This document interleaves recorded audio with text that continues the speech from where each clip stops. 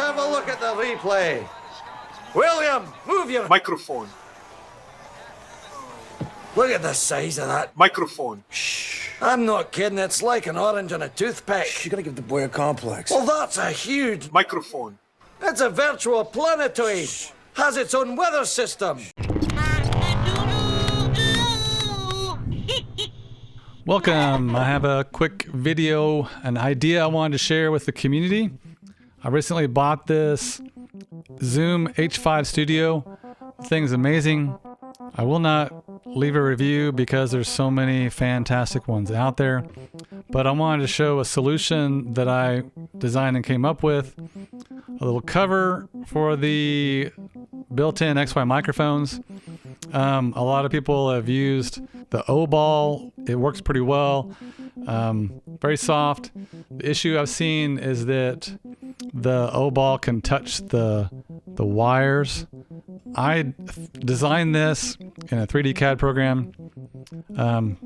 First iteration was something pretty simple, but I thought I could do better. So it took me, after lots of effort, I figured out how to do a multi-curved surface. So the idea is this covers and protects the microphones, and it keeps the dead cat from rubbing on the microphone capsules, which can cause noise issues.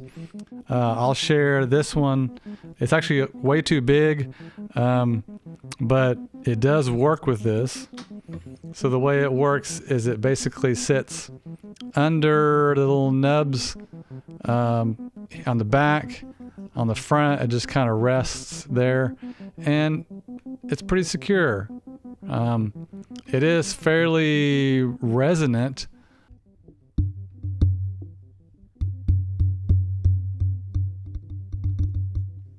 So you can hear that it's pretty resonant, which shouldn't really be an issue.